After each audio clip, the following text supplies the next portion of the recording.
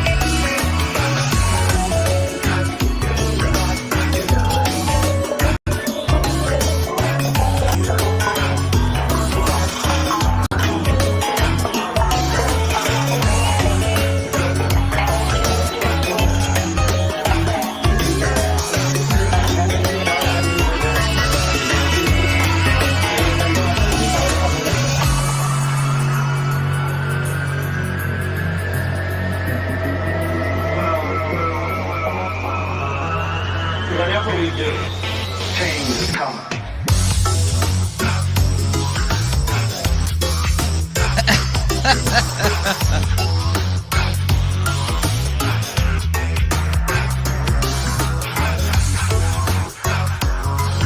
Oh yeah. What a great intro. I love that song. Oh yeah. Welcome back. Welcome back. Let's get that out of here. Woo!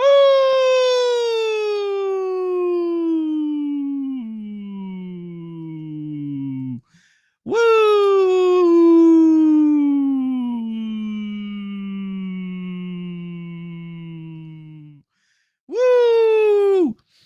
Well.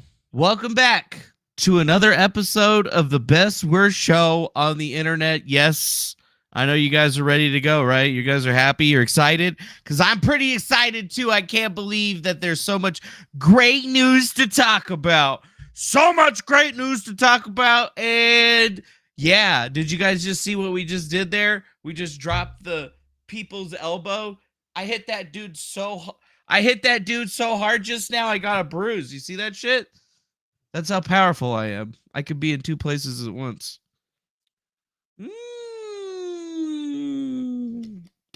Anyways, welcome back to the greatest show that you have ever been a part of. My name is Manuel Chavez III, or the Turd, depending on how you know me, otherwise known as Manny. Just call me that. It's easier. And well now, we got some news for you today. This is a show that we do every now and again called the Griftcast, where you send us money and we collect it happily. So please get your credit cards out, because remember, this show is 100% grift, only 50%. Actually, 100% grift, about 20% news, and then the rest is just me being kind of a jackass, as it were. Yes, as a jackass, as it were. So here I am, just dropping some links into the chat right now for you guys, so you can follow us on all of our different places to follow us. That's the places that you guys wants to be. I know that's what you wants to see. So make sure you check that shit out for sure. Do it. Do it. Do it. Do it. You can do it. Do it. Do it. Do it. You can do it. You can get blocked. You can get clocked.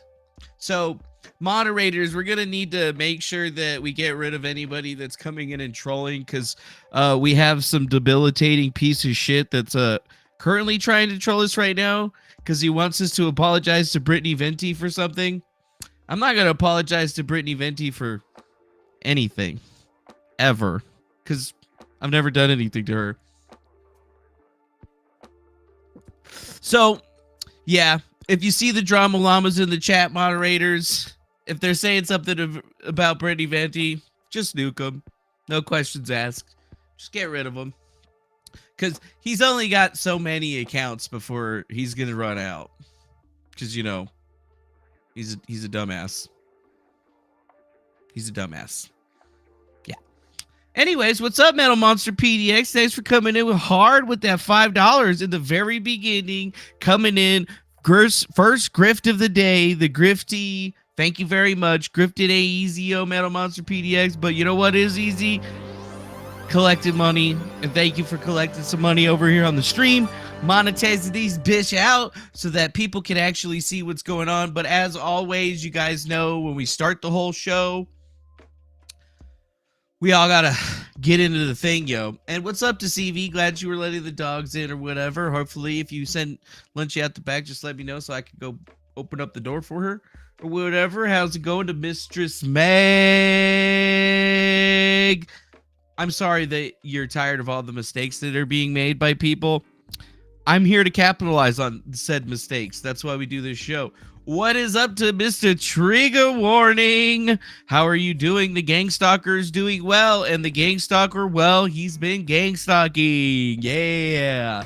Gangstalking. Magic box. What the fuck is that smell? That smell is called freedom, dude. Get used to it, dog. What's up, Tropical Dilution? It's Up Dog. Nice to see you, Up Dog. How you doing? Hopefully you're doing well. Aaron, the fish market. Is that what you're smelling right now? This is not a fish market or wet market. This is not the place that anything originated from. Please and thank you.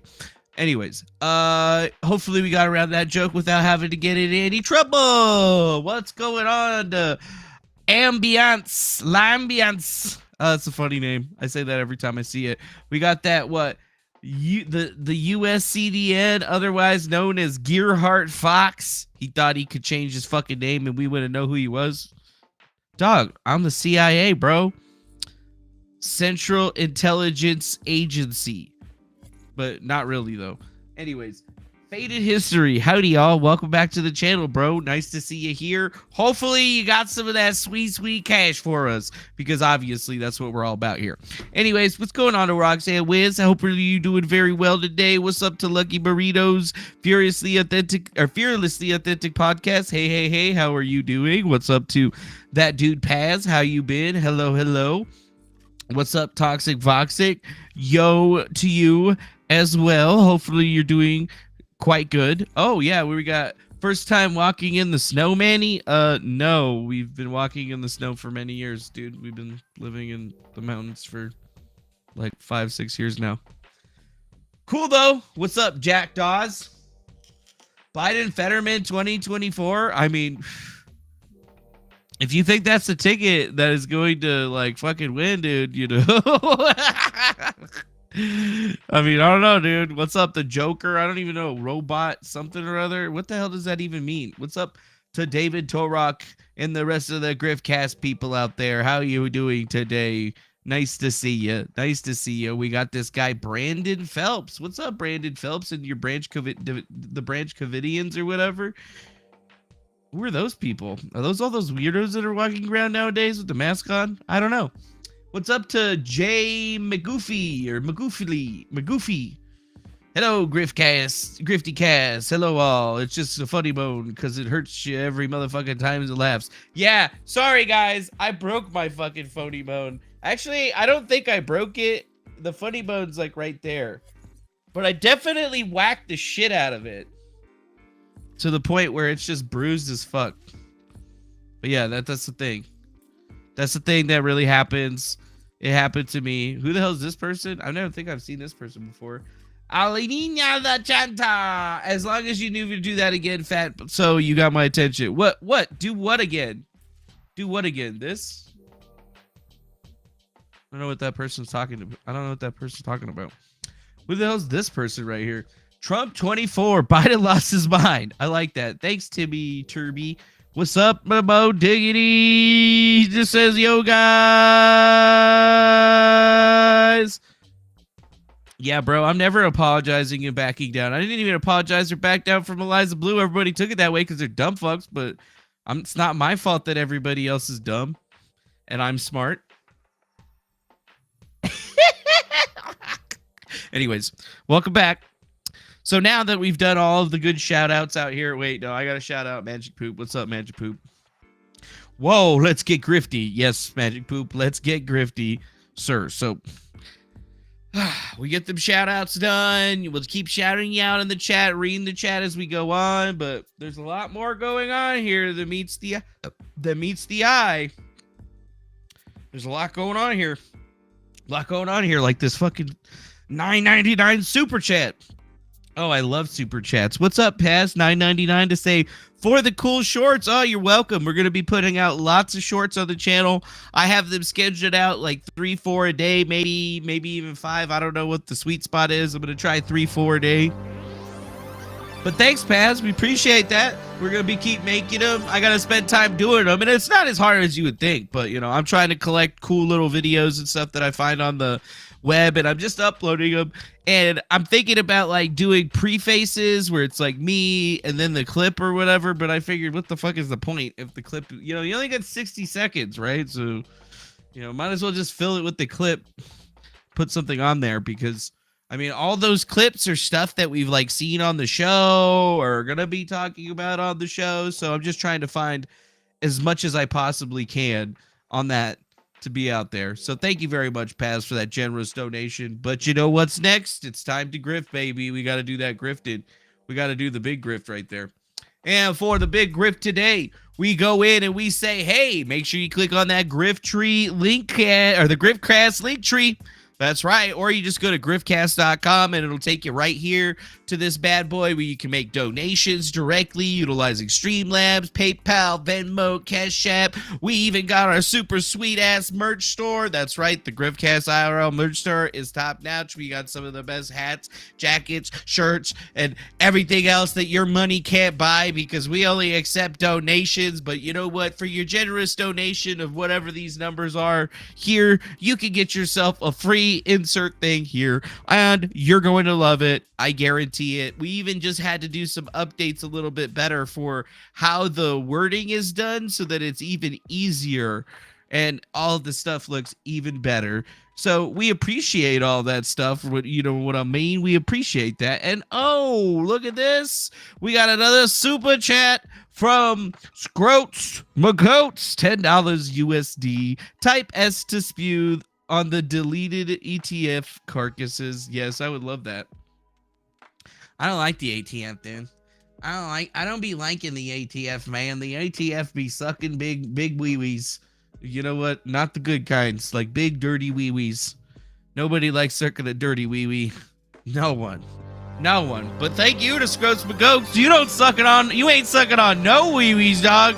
You understood the assignment. Thank you. And oh wow, Timmy Turbe, thank you for becoming a subscriber. Welcome to the channel, my dude. Hopefully you got your credit card out because the next thing is sending me money. That's just how it goes. You might as well just get it out of your system. Now, let me tell you, you're gonna feel a lot better that you did. And if not, you know, you can go buy merch from the Griftcast IRL store too, and it'll still pop up there and tell you when somebody bought something or whatever. So, you know, keep that in mind when you're kind of popping through the scene. But as always, we got some, you know, sponsors that we like to shout out in the show that we're affiliated with, right? And we got the first one, EMP Shield. If you're worried about electromagnetic pulses, if you think the Chinas are sending balloons over to blow your shit up or whatever, well, guess what? You need to make sure that you get yourself one of these EMP systems to protect you, your family, and everything else. And if you use promo code Griftcast, you're gonna save. You're gonna save a lot of money. You're gonna save yourself a lot of money, like $50. And I mean, sure, the thing costs like $400, but is having your car work after an EMP worth $400 to you? And hey, if it doesn't work, you get 20 grand back. So I think it's a pretty slamming deal. And as always, everybody's got to drink something. So if you like to drink coffees, teas, cocos, whatever you like to eat, chocolate covered espresso beans, you can head over to coffeebrandcoffee.com, click at our link, and you can save 5% off. And if you use promo code Griftcast at checkout, you can save yourself an additional 5%. It's very easy. As you see over here at the Griftcast, we like to get our grifting done at the beginning because that's what this show's all about. It's a grift, baby. So if you don't want to participate in a grift, well, you should anyway. Please send me money. Please and thank you. Thank you, thank you, thank you. And as always, you'd be supporting the head grifter in chief, good old Jeremy from the Quartering, who recently just beat Tim Pool out in subscribers. Yes, it's an amazing thing to see. It's an amazing thing to see. We got a lot of really great links out there. You can also follow us on Locals and all of our other online places if you like, at your heart's desire. So please check it out today. Thank you for enjoying our nice first little grifting segment. Yeah.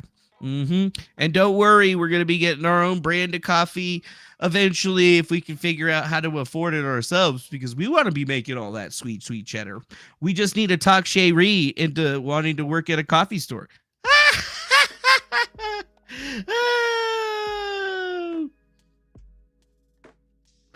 And yeah, Jay McGuffrey, that is the Scroats McGoats that Tim was pissed at. He's trying to say it's not that guy, but it's definitely that guy.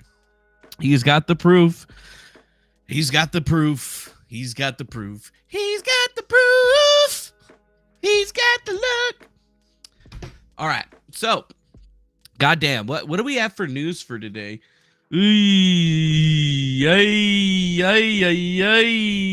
do we have for news for today? Well, damn, guys, we got stuff going on with this whole divinity character. We got new stuff going on with the crypto space and how things are just going crazy. We got another super chat coming in, so we're going to read that shit. Thank you to Christina Carr for that $2 super sticker with the pair character turning around, waving his hand, saying, "Hey, you," while lowering his sunglasses.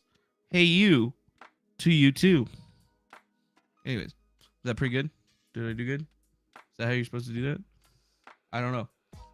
So, we got stuff with the divinity said. We got some weird stuff, I guess, coming out on Vice about people being able to legally sell drugs or something or other.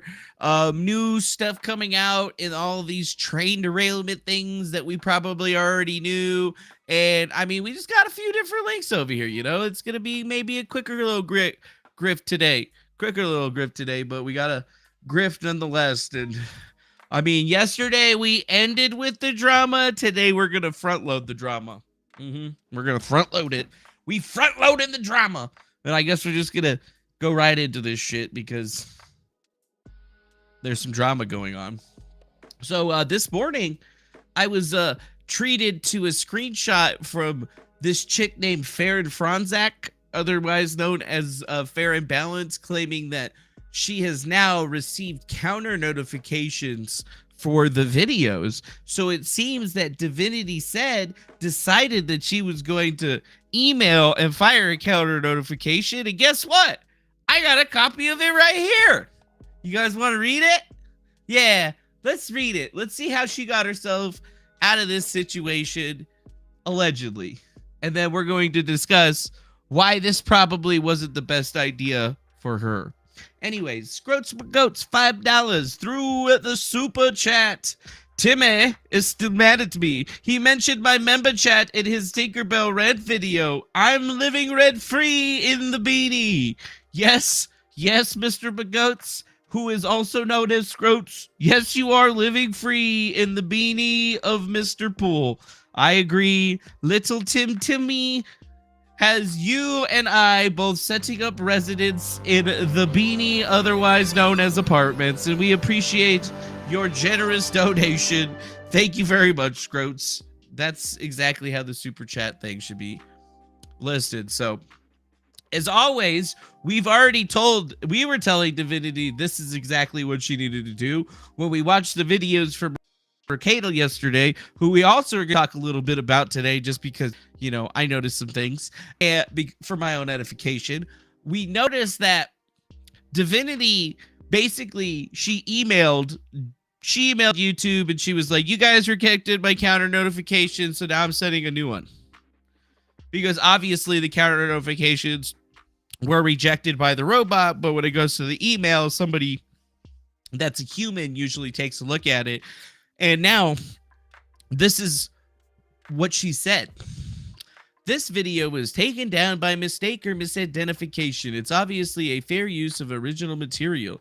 Any basic fair faith use analysis would show that this falls heavily in my favor. In the work cited, it is transformative. I've clearly commented and criticized the original work so thoroughly in both form and function that the new work is entirely a distinction from the original. No one watching my content would ever actually watch fair and balanced videos. The content adds what is necessary to stomach her garbage, such as humor, intelligence, and wit. All of the fair and balance lacks. Making any video featuring fair and balance palatable is very hard work. I rarely undertake the task unless I feel the criticism and commentary can add value to my audience. Similarly, no impact in market of original videos has occurred. Fair and Balanced purports to be a news outlet, while I'm a human channel with the focus on law and crime related topics. My viewers are smart enough to see what a hack Fair and Balanced is and have avoided her almost entirely. Farron's leveraging her larger follower count as power against me. Please reinstate my video. This was a misidentification and clearly fair use. I consent to this information to be shared. I consent to the jurisdiction of the federal court in which my address is located, or if my address is outside the United States, the judicial district in which YouTube is located, and I will accept service for process from the claimant. I swear under penalty of perjury that I have good faith belief that the material was removed or disabled as a result of my mistake or misidentification of the material to be removed or disabled. Elizabeth Smith. Ooh, drama, dude. I told you we're gonna front load the drama on this one. We're gonna get this drama shit out of the way.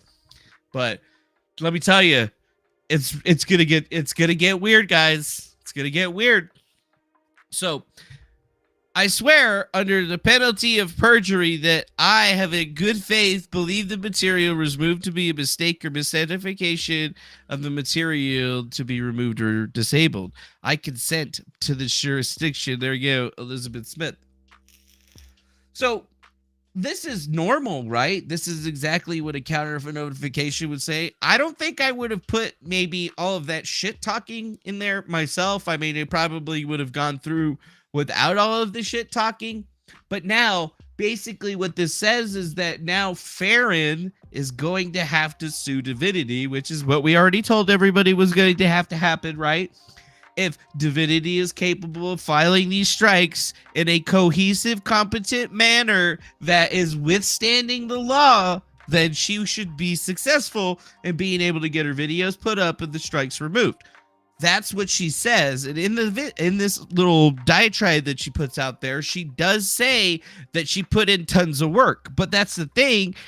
It still is up to be decided if that is actually the case, right? Like YouTube's just like, okay, this person's crying like a little bitch. We're going to give them their videos back unless this other person, actually sues them out of existence or whatever.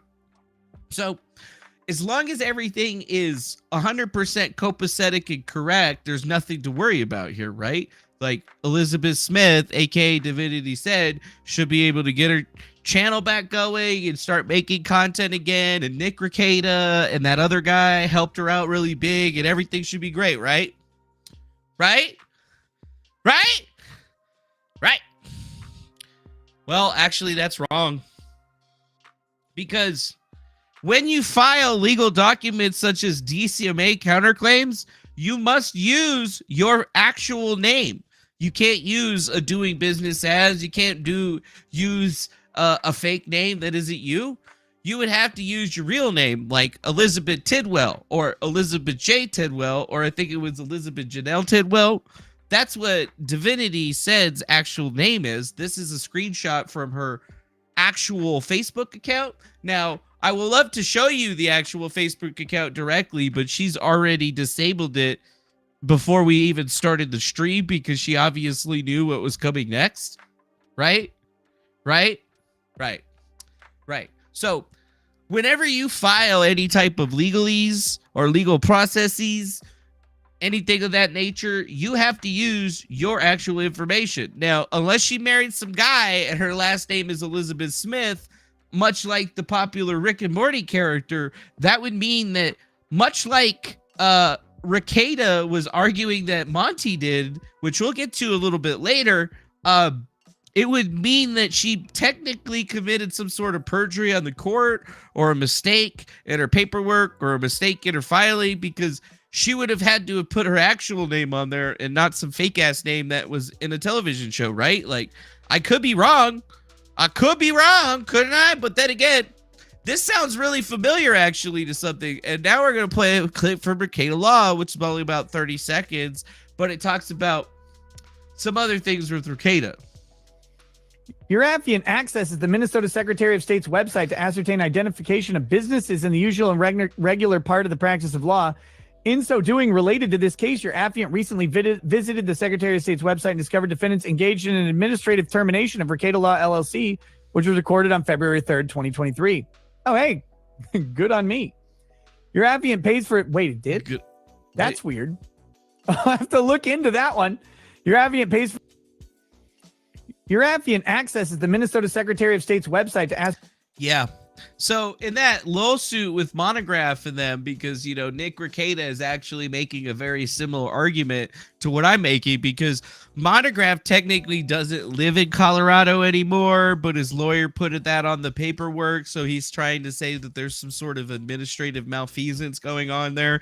And I thought that was actually kind of funny, because it definitely mirrors what we're seeing here. But, you know, just to be thorough, I did actually go to the state of Texas's website for LLCs and reviewed the Ricada Media LLC for their address and such. And yes, as of today, Ricada's Media's LLC is forfeited because they have missing files, reports, and information and payments. So it could be something as simple as him forgetting to, you know, pay the bill. But, you know, being a business owner myself, it's pretty clear here that when it gets forfeited, it usually only gets forfeited after extreme malfeasance or extreme neglect, meaning like they haven't filed any taxes in a couple of years, like you haven't ever filed taxes or any reports or even made a payment.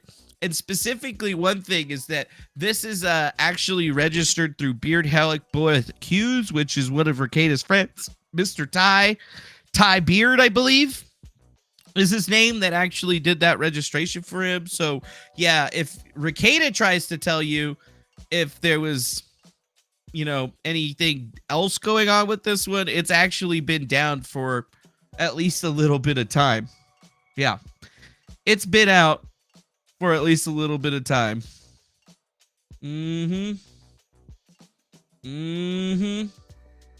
So, next, if we go to the next thing here, if we could look at the other Ricada Law Limited Liability Company that he registered utilizing Northwest Registered Agents, which is actually funny because I use the same company for my LLC or whatever.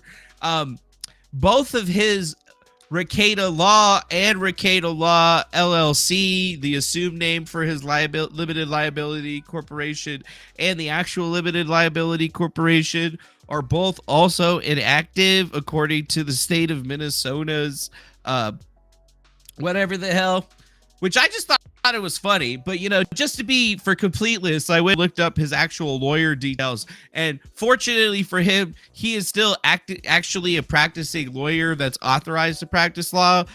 It looks like his next payment date is 10/1 of 23, so October 1st of 2023. So that should be pretty easy. That's just like a payment that just comes out of the account, right? So like there's really nothing that he's going to need to do or file in order to see that. I just wanted to point it out there that, you know, like it seems that even Ricada seems to be slipping on his own stuff here, because he legit does not even know. He legit didn't even know when he was reading this like a couple of weeks ago, and he still hasn't done anything to fix it, by the way. Has fixed the Texas LLC, hasn't done anything to fix the Minnesota LLC, but you know what? Still doing whatever it is that he's doing out there. So anyways, to get back to Divinity and how we figured out what her real name was really easy, because if you look at the name, it says div.entity.4 or 143, which is the same name, Divinity 143, which is on her Rumble account.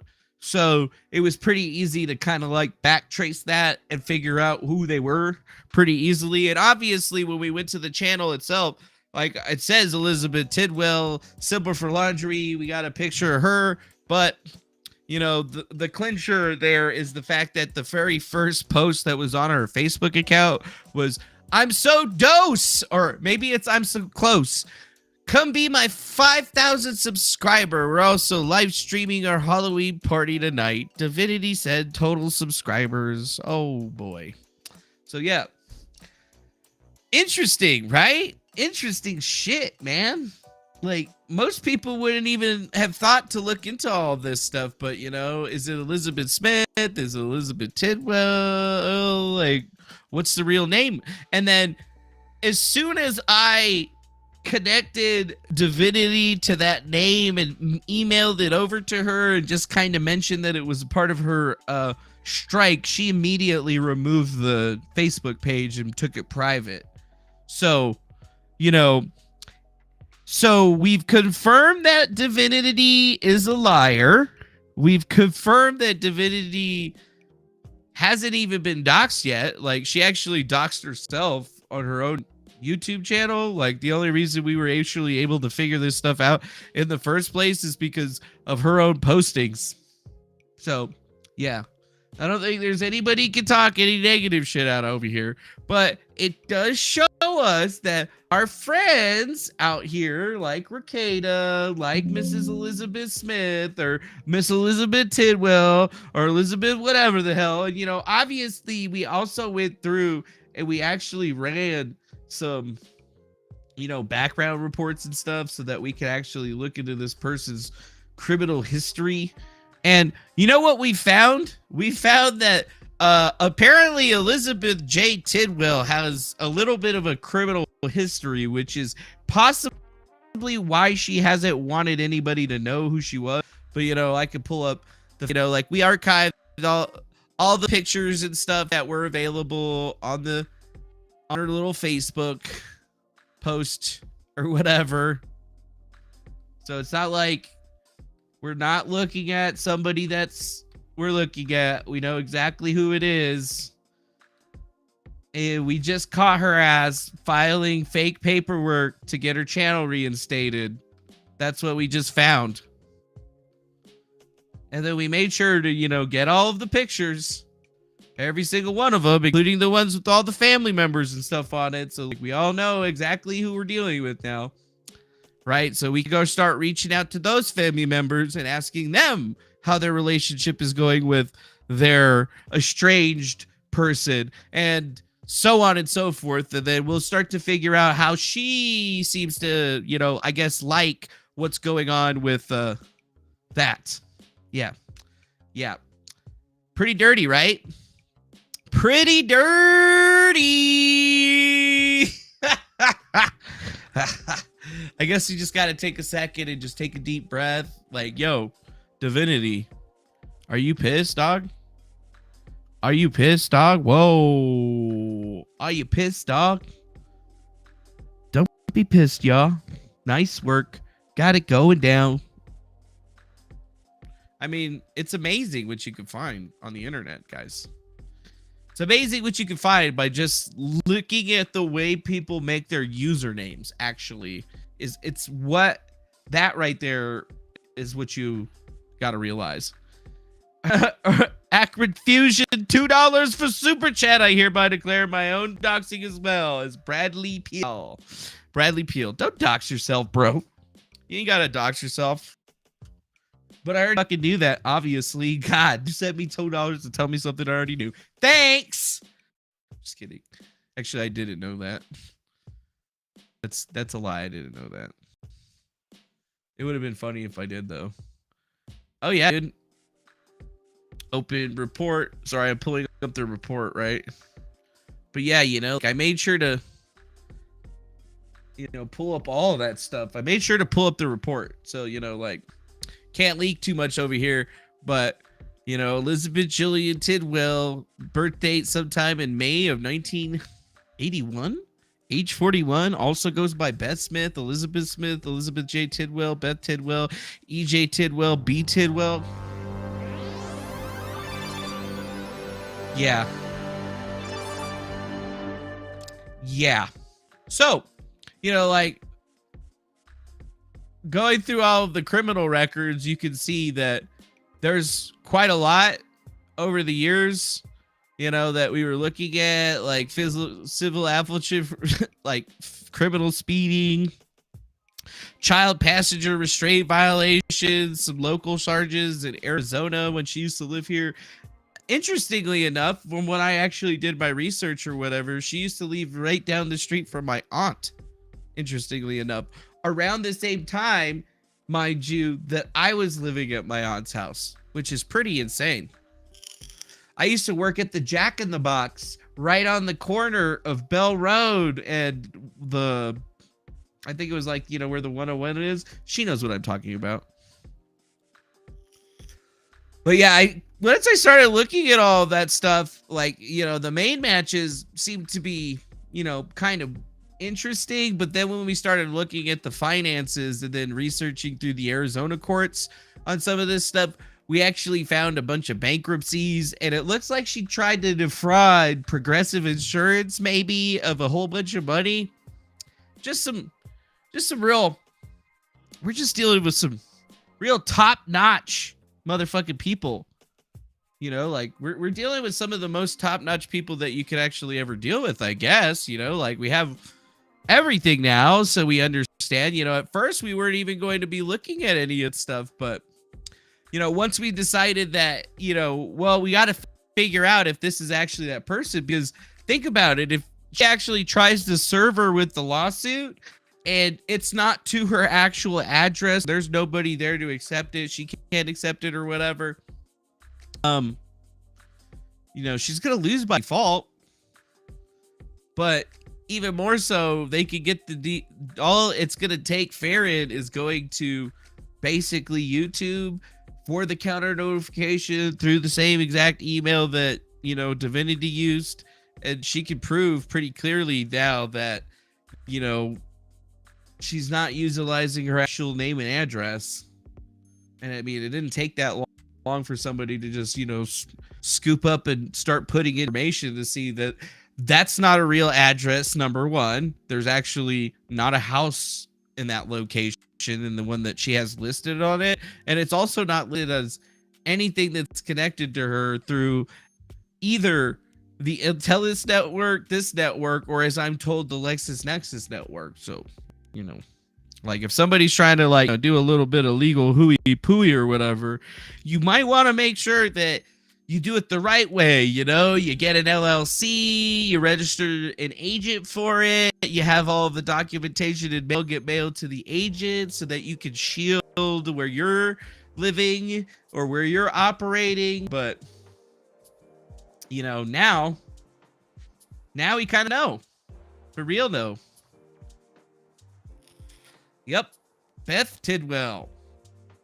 So now that we know who she is and who's connected to her and the personal information associated with it, now we got to start asking ourselves, like, you know, what else is she kind of like being very, I don't know.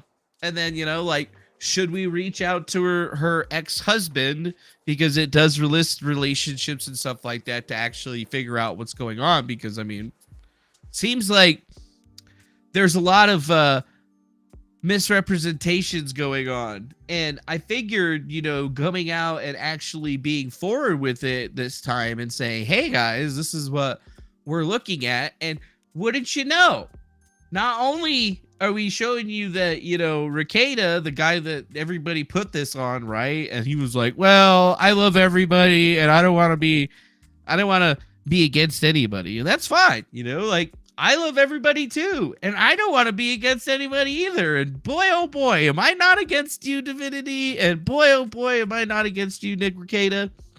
I just feel like you all should be doing better. Like, seriously, Nick? You didn't let just one LLC fucking fail? You let both of them fucking just go by the wayside? It's literally, when you register with Northwestern Registered Agents, you just have to fucking have a credit card on file to pay the bill. It's like 60, 70, 80 bucks sometimes. I mean, a month, okay. But, like, all you have to do is fucking log into the website and click on something. You know? You either got to click on something so that they can submit your paperwork so that you can actually be legally filed. And you couldn't even do that. You couldn't do something that literally takes you less than 5 minutes to do via a website. It probably doesn't even take 5 minutes. The last time I had to do something on that to update mine, literally, I just had to go click on 2 documents. So you're a fucking clown. That's it. You're a clown. You know, don't even try it. Don't even try to act like you're better than anybody over here, dog. Metal Monster PDX says $5 through Super Check. Something shady here. That's why we pay you the big money. Thank you very much for that big money. I appreciate that big money. See, I noticed that there's shady shit happening all around this situation. And I don't like it. I don't like it. So I try to be real clear with it, right? And thanks again to Metal Monster PDX. We appreciate your money. And by the way, and you know, one thing to drive it home with is like, by the way, come check this out right here. So, what the hell? You know, if we're talking about lawyers and who's a bad lawyer and who's a good lawyer, this is what he said about the other lawyer. And by the way, if you don't think I don't engage in this. I've said over and over that I don't like this. He filed an ethics complaint against me. All I've done so far is respond. That's it. To the professional responsibility office. I don't like faggotry and bullshit in lawsuits. I want the lawsuits to be dealt with. They're funny. Don't get me wrong. I love reading shitty lawyering. It's how I started my channel. It helps me make money. Yeah, it does, doesn't it? It really helps you make money with your shitty lawyering and business skills. But I don't you actually got 2 like when lawyers LLCs engage in it. dumbass. And that's part of what makes money, is criticizing it, mocking it, and ultimately deriding lawyers who do it. So you're a lawyer. You let both of your LLCs lapse. You gave advice to somebody to file counter notifications on DCMA on video. That person filed false notification in your eyes because they don't live in that place and that's not even their name. And that's the same kind of argument that you're trying to go forward against writing an ethics complaint against David W. Schneider because Monograph doesn't live in Colorado and so on and so forth. I mean, it's literally the exact same fucking argument. Like, clowns. Fucking clowns.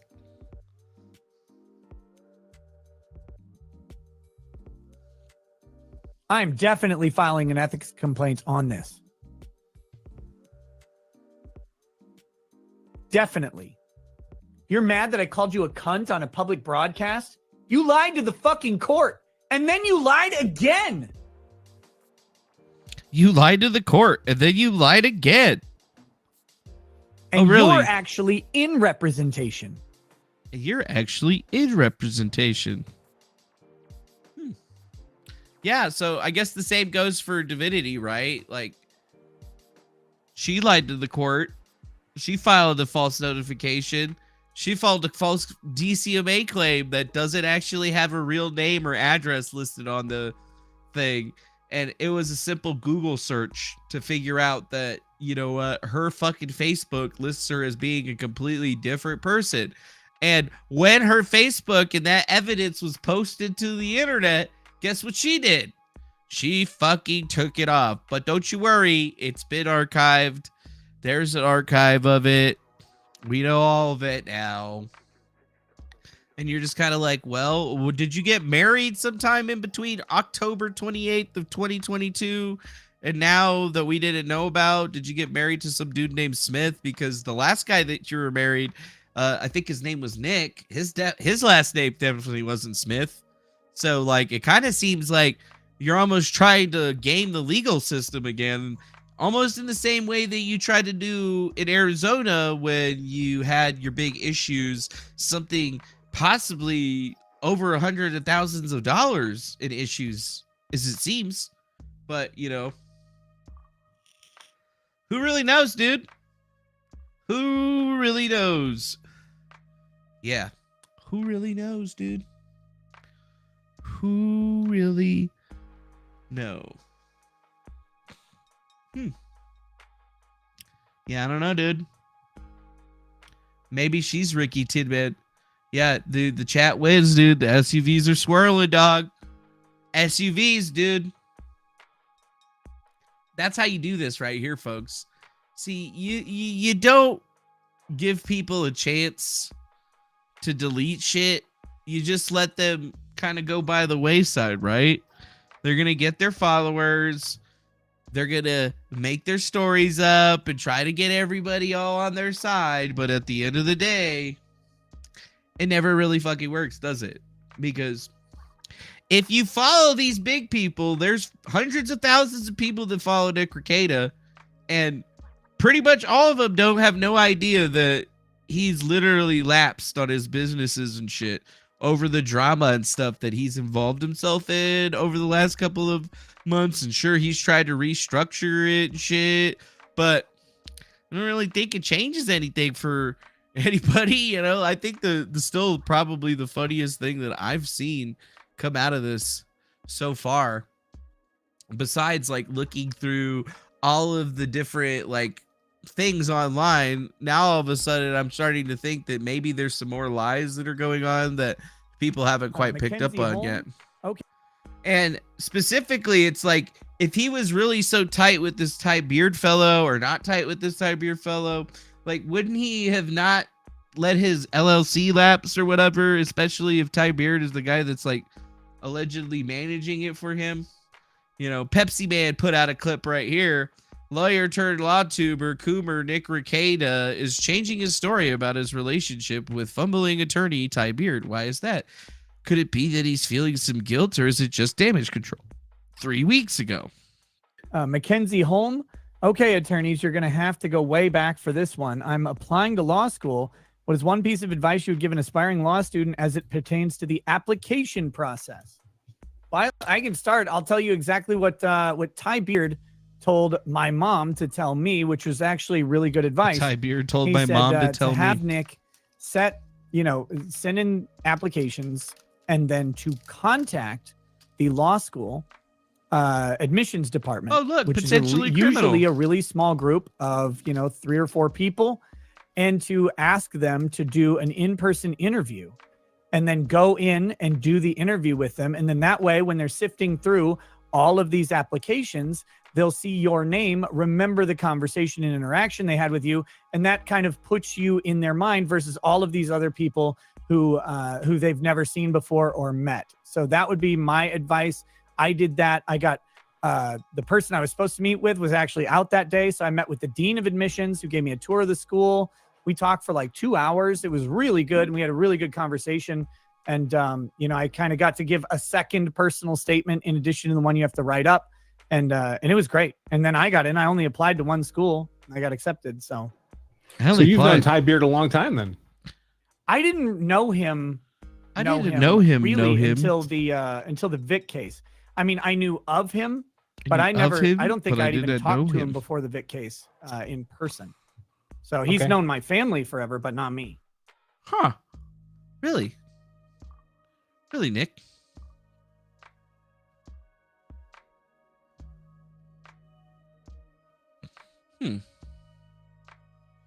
Actually,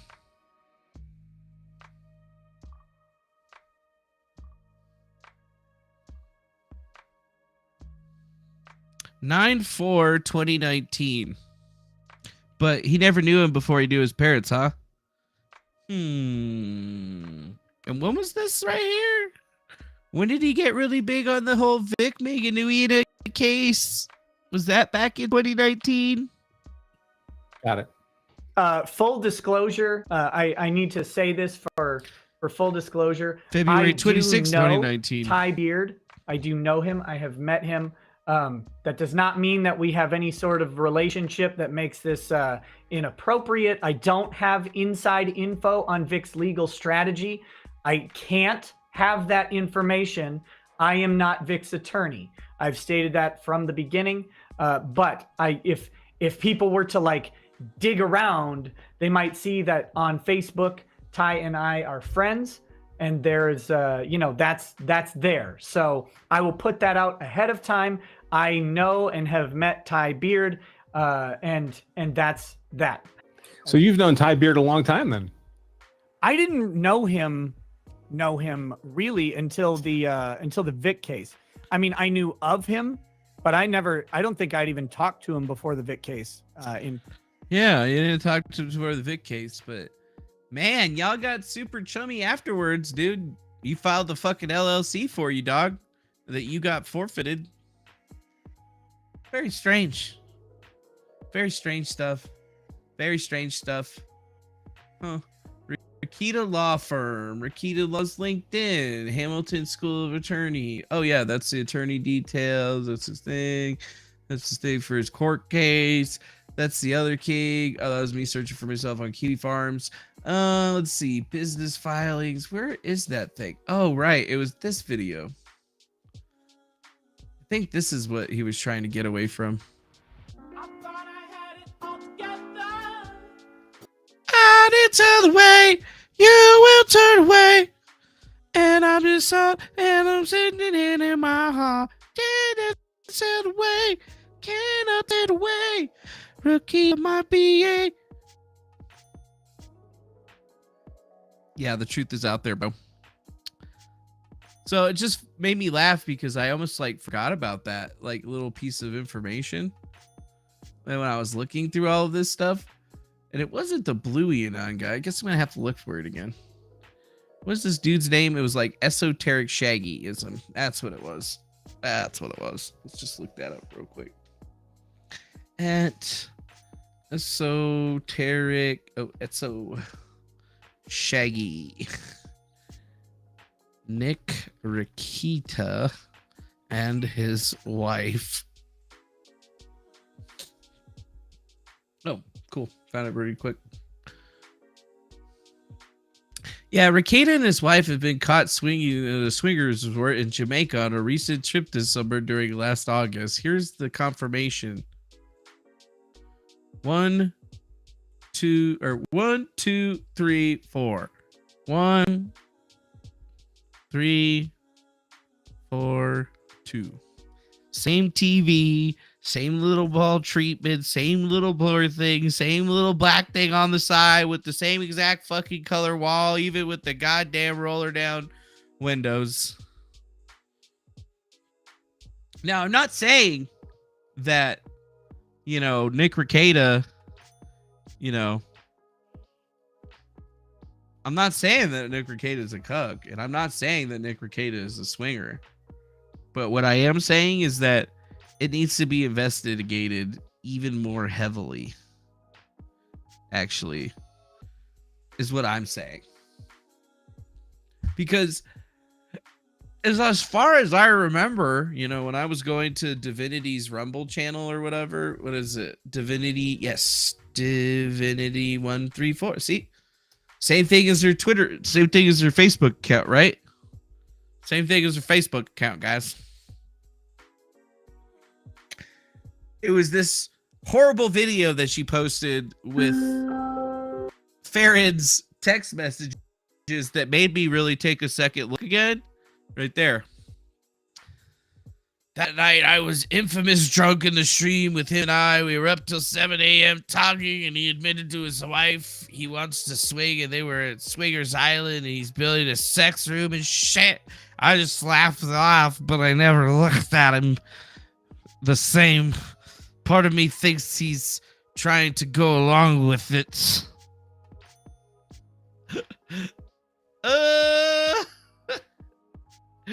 That must be why, like, Nick was actually, like, really not telling people to go check out this video and was more pissed at the Divinity chick, because this is what Divinity put out, right? And this is the same kind of shit that Kiwi Farms, the Ralph Retort and a bunch of other people were trying to put up on this entire situation a couple of months ago, and none other than Divinity Said's the same one that brought it back.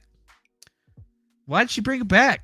I thought everybody wasn't going to talk about that anymore. We were up. Okay, maybe he went to the Jamaican resort where the swingers at, but that doesn't prove that he's a cook. Nobody saw him watching somebody bang his wife. Right. And then who says he wasn't banging some other person's wife? You don't know.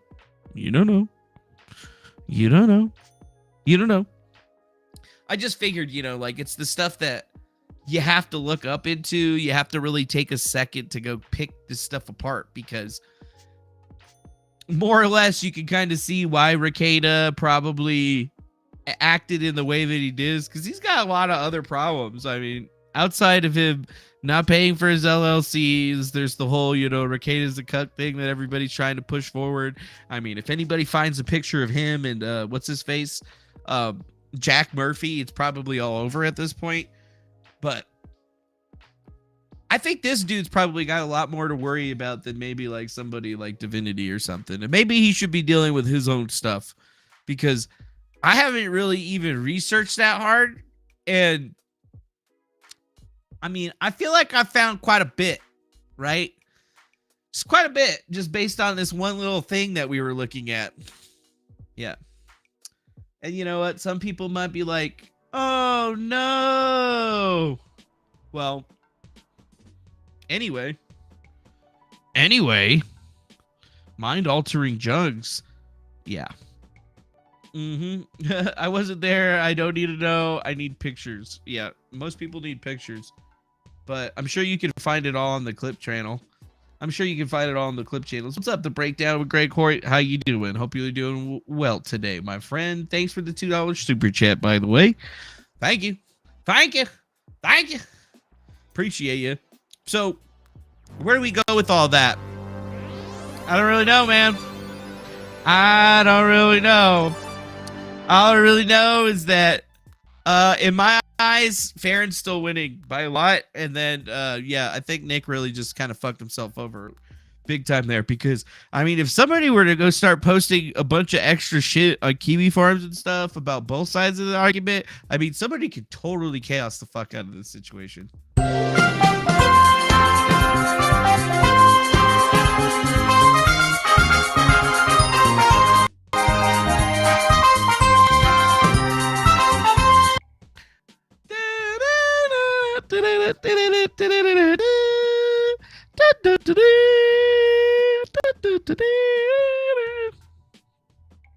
Joe Biden got a new jacket, you guys. He got a woman's coat to match his suits. He's got a woman coat to match his suits, yo. Yeah, that's what I'm talking about, though. So, oh, look at that. Oh, I didn't mean to put that up there. Yeah, I need to bring Garrett up in order to talk about that, so he can go through it. Members of an elementary school board in Arizona wearing cat ears during the meeting says she opposes an ongoing contract with Arizona Christian University to place their students, teachers in schools due to the fact that they have an espousal Bible Christian beliefs. This is real. Site. Okay. I'm going to start with our values first. Our vision in Washington Elementary School District is committed to achieving excellence for every child, every day, every opportunity. Every child. This bitch is wearing cat ears. When I go to Arizona Christian University's website, and I'm taking this directly from their website, above all else, be committed to Jesus Christ, accomplishing his will and advancing his kingdom on earth as fuck in yeah heaven. That's exactly what you should be doing. Their values, fatty, is influence, engage, and transform the culture with truth by promoting the biblically there's really informed cat ears on values that bitch that are foundational to Western civilization, syphilis, the centrality of family, traditional sexual morality, and lifelong marriage between one man and one woman. I want to know how bringing people from an institution that is ingrained in their values that will very directly, one, impact 3 of your board members who are a part of the LGBTQ community. We have added our pronouns at the dais as solidarity to let our LGBT community know that we stand in making sure that they feel protected. Are we only performing performative solidarity, or are we going to dig deep and actually look at the partnerships that we're doing? Because if we're bringing people in whose mission, who have been told, damn, son, institution of education, that very, very plainly on their website, and you don't have to look hard, you can go on their first site, like the first page, that above all else, it is to influence people to be biblically minded. How does that hold space? Yeah, there's no problem with that. Of other faiths. How does that hold space? It doesn't. Like it's supposed to. You fucking heathen. Community? How does that hold space for people who think seriously? 3 minutes of this shit. Think differently and do not have the same beliefs. At some point, we need to get real with ourselves. Yeah, we need to get real with ourselves, guys. Legal contracts with, and the message that that is sending to our community. Because that makes me feel like I could not be safe in this school district. That makes other queer kids who are already facing attack from our lawmakers that they could not be safe in this community. So I really we got our pronouns listed about who we're partnering with. Deep dive, and I want to ask the district: is this school value aligned? This school with what value we're trying aligned to do in making sure that all of our students feel safe? Dude, she said all that shit wearing cat ears with a straight fucking face. I mean, these are the clowns, man. Arizona Christian University. That's in Arizona. Washington Elementary School Board in Arizona. Some bitch with the cat ears that's on the board is like, we can't have good old Christian values. What about everybody that wants to worship Satan? You know? What about those people? What about everybody that worships Ganesha? What about Ganesha, huh? He's dope. He's like a big fucking elephant man and shit. Like, and he's fresh. I don't know, though. I don't know, though, but I do know. Whoa. We got a fucking super chat. Breakdown with Greg Hoyt, $5. Grip Time dropped a playlist featuring old interviews with folks like John Doyle, Darren BT, and Gaze Against Groomers founder. Oh, nice, dude. Nice. Well, then I will have to check that shit out. For sure. Now, into the next interesting story that's a brewing that's going to take all of them crypto gains and probably shove them right up your ass just like it did last year. Yes, this just in. Tether and Bitfinex banked with falsified documents and shell companies. Which means, folks, it's about to be all fucking over. This shit's about to go belly up. There's about to be crypto winter like y'all would never see, ever. Like never. This is super bad, my friends. I mean, super bad. Super bad. It's really gonna just change everything for everybody. I mean, you probably don't even know about crypto, but damn, son. All them gains. We're about to be seeing red ledgers and shit. Look at already. Everything's red. Just look at all red. Mira, los rojo, la rojo. This is puro rojo. There's some Verde. But yeah, it's pretty bad, guys. It's pretty bad. Crypto winter is fucking here. Crypto winter is here. Which is like a second crypto winter, or maybe it's like third crypto winter or something. It's all risky, right? But I'm just pissed because I wanted Dogecoin to go to $1, right? I hope everybody just puts all their money in Dogecoin just to say fuck you to the entire network, right? But yeah, the entire network's about to take a huge hit, and it's going to be a bigger hit than what you see right now. And thanks to Olivia with the little hearts, or those dog paws. Those are dog paws. Welcome to the channel. Thank you for joining us. Now get your credit card out and send me money, because this is Griftcast. Woo! So yeah, the cryptocurrency world is about to get shaken up, and that's like the first indication of it right here from Disclose, when they're just saying Tether and Bitfinex banked with falsified documents. By the way, that's the same thing that FTX and those guys are doing, guys. They were using fake documents and stuff. That's what was happening. That's happening right there. But yeah, here's a little news block. On Friday, it was reported by the Wall Street Journal that in 2018, Tether kept its access to the global financial system by using bank accounts that were set up in the names of executives working for a variety of different firms, with the names of those organizations slightly altered. According to the report, sister company Bitfinex and Tether were able to open at least 9 new bank accounts for shell companies in Asia.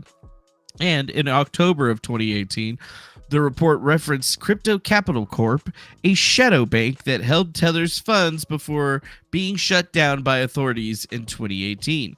Other entities were also mentioned in the report. I see. But yes, of course, Tether has denied that the company falsified documents in order to obtain bank records. They're saying that they didn't do it, but I mean, did they do it? Did they do it? Yeah, they probably did it.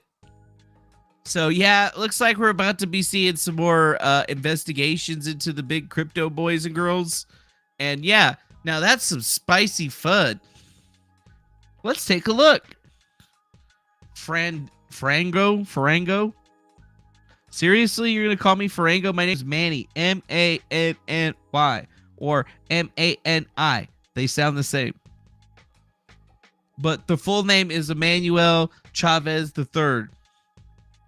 But I usually just say Emmanuel. Emmanuel. This is funnier. The account would be controlled by Christopher Harborn, according to the application, which said that it would be used to trade cryptocurrency primarily on well-known exchanges called Kraken for the purposes of hedging currency exposure. Mr. Harborn is a major backer of Brexit and the UK's Conservative Party's own AML Global. The application didn't say that Mr. Harborn owned roughly 10% of both Tether and Bitfinex under another name. Chakrit Sakharin. Sakharit. The Sakharit name had been earlier been added to the list of names the bank felt were trying to evade anti-money laundering controls when the company's earlier accounts were closed. But Mr. Harborn, on another account listed several created for use by Tether and Bitfinex, was opened in Turkey in the name of a company called Designs Royal Des Dikaret Limited Serect. According to the documents, the account was allegedly used to launder money raised by Hamas-armed Aziz al-Din and al-Qassam brigades. According to the affidavit filed by the Justice Department, the al-Qassam brigade is designated as a terrorist organization by the United States government. Oh, so that means that if you've ever used Tether before in your entire life or whatever, you've probably funded terrorism, you piece of shit! Phil Potter, Tether's now former chief strategy officer, sought to calm anxious users on a conference call a few weeks later, saying Tether and Bitfinex have always found a solution. There's always been a sort of cat and mouse tricks that everyone in the industry has to avail themselves of, said Mr. Potter on a recorded call. The company opened up new accounts by using established business executives and tweaking company names according to the documents in Taiwan, and the accounts were held in trust by Chris Lee, the executive of High Lab Technology Ltd., which makes television set-top boxes, but the accounts were opened under the name of High Lab Holdings Ltd. Documents show Mr. Lee did not reply to requests for comment. Oh, so they were doing like a bunch of shady businesses with banks in order to keep the scam alive. I see. And that all comes from the Wall Street Journal right here. Like the Wall Street Journal is talking about this. Do you guys getting this? These motherfuckers are funding terrorism with goddamn cryptocurrency and shit. You goddamn it. This is huge. This is like big.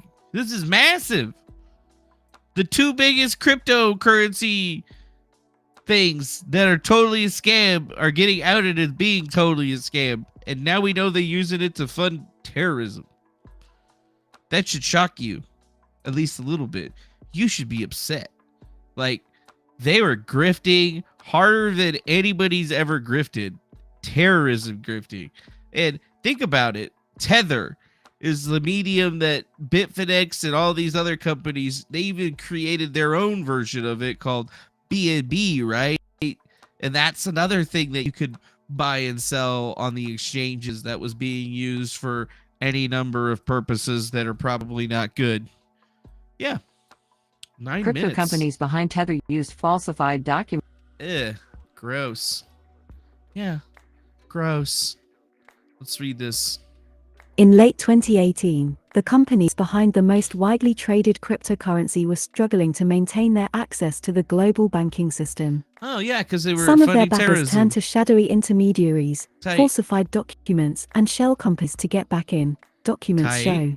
Tight.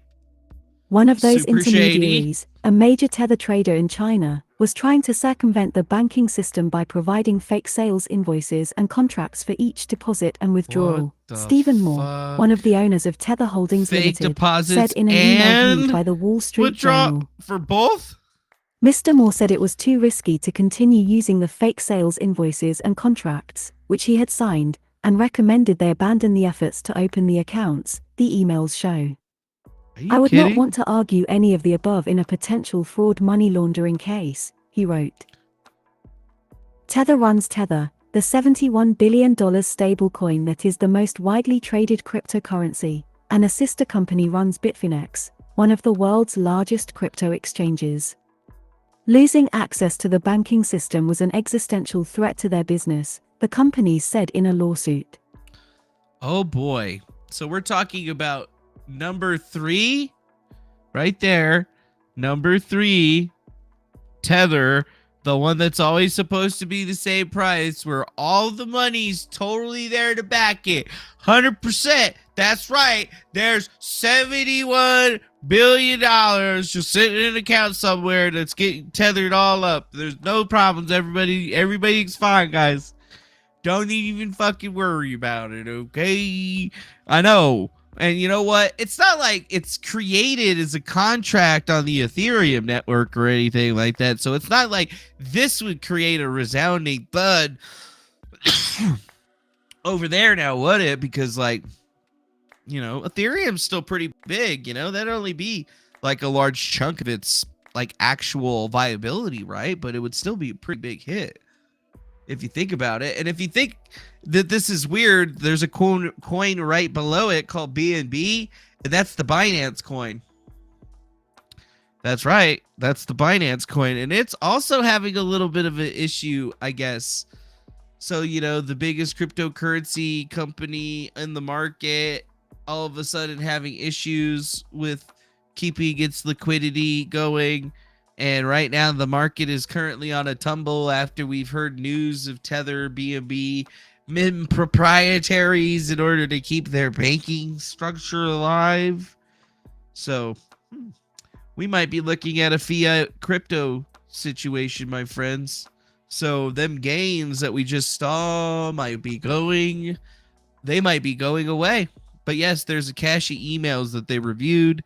They went over it. Tether said that it's wholly inaccurate and misleading, but I don't know, man.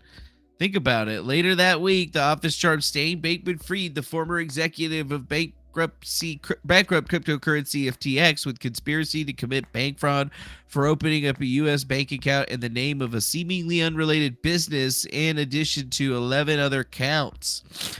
So that's why it's important, because think about that. It's the same thing that Sam Bankman-Fried did. So if the shady thing that Sam Bankman-Fried did was illegal here and in other places, then you best fucking believe that it's illegal in whatever place that they're probably living or controlling or working on these companies, however that seems to be possible.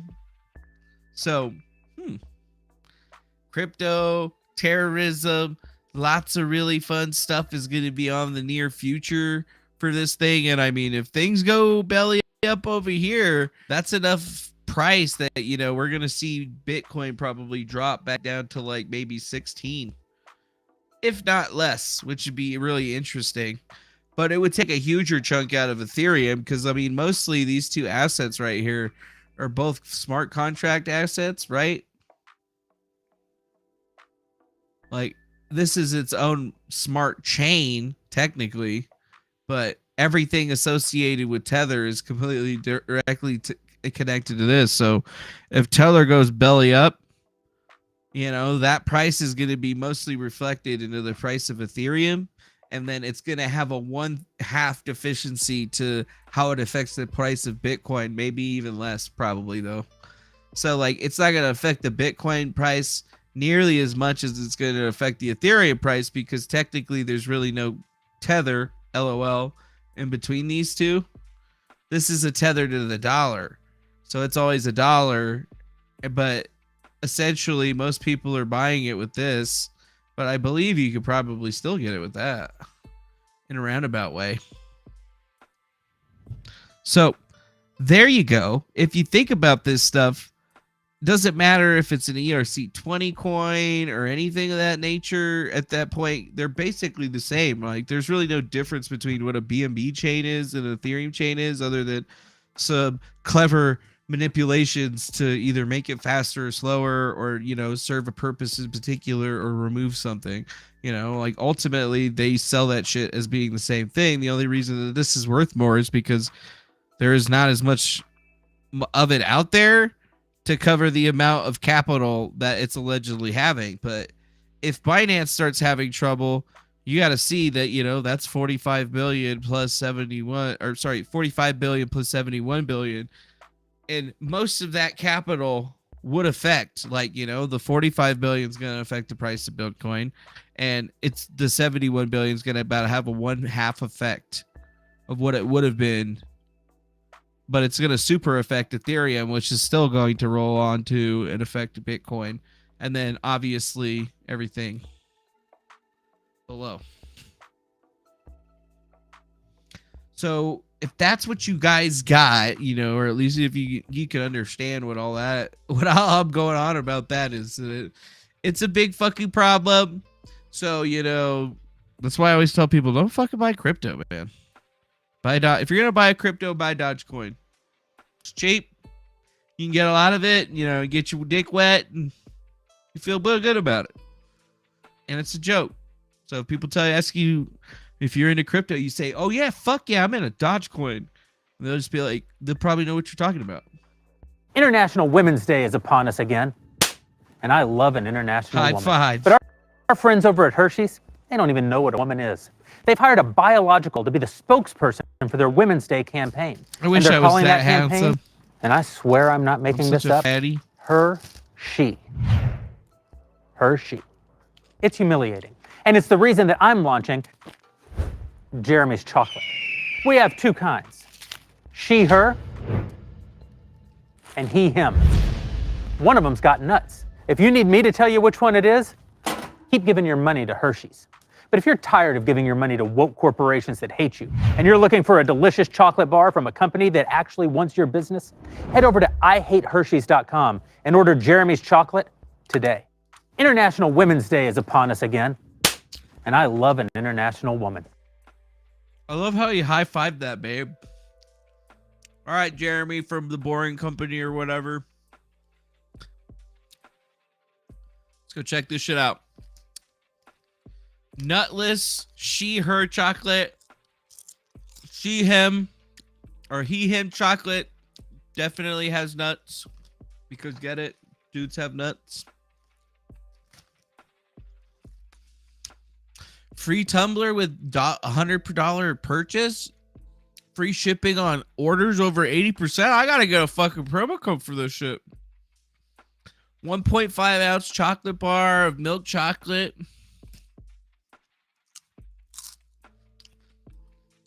Goddamn, $24 for 4 bars at 1.5 ounces. So 6 ounces of chocolate for $24.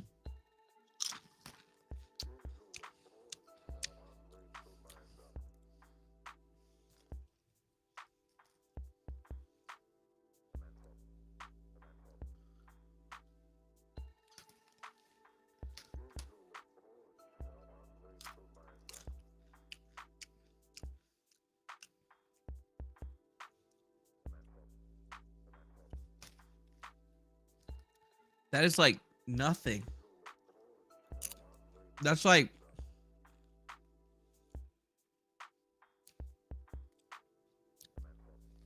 you can get twice that amount for cheaper.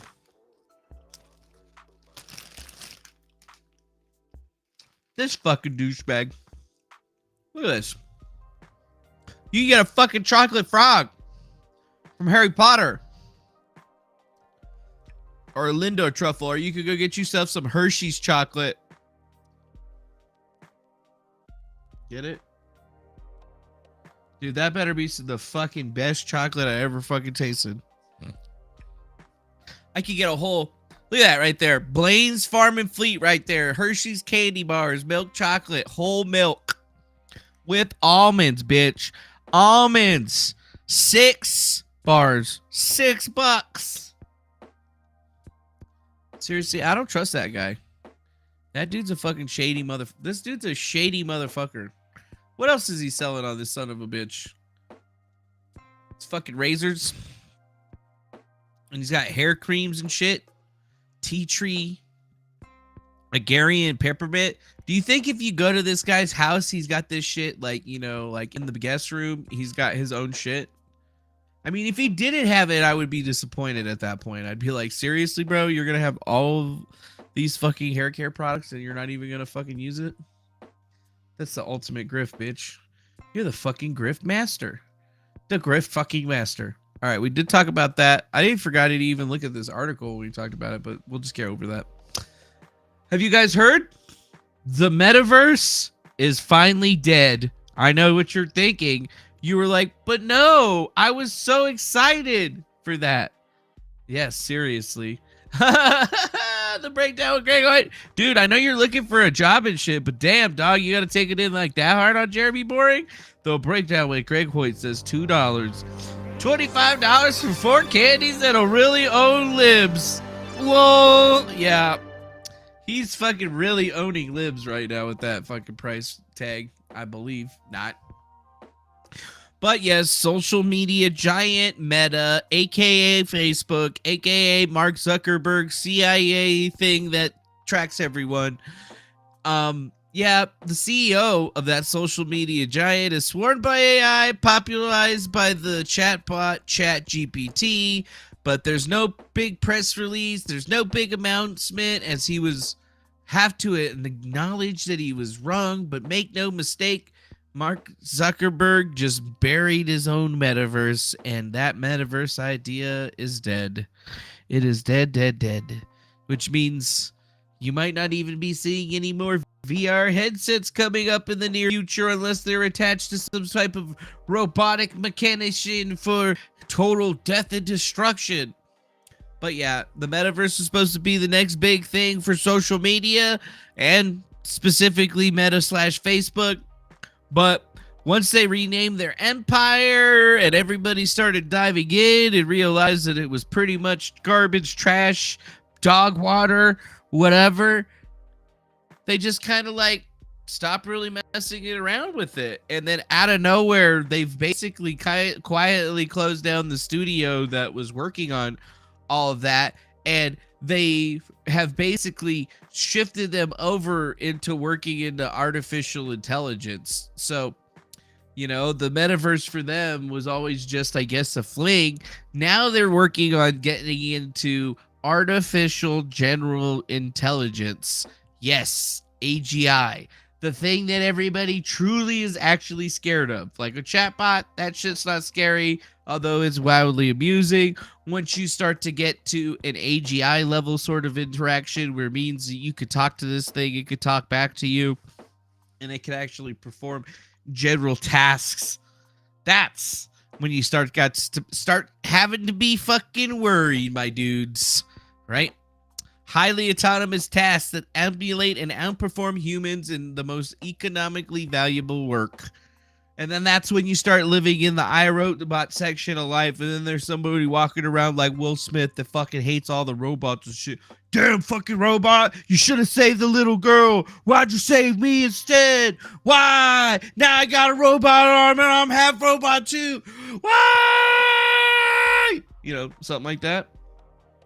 So, yeah, they'll need something that will be able to pass the Turing test and do a lot more than just that. That's just like a basic ass thing. They're talking about like having something that can walk around and do the same job that you do. Like it can watch you do your job, and then it can watch you do your job for like 5 or 10 minutes, and then all of a sudden it does your job better than you, working faster than you, you know, and it ain't no fucking problem.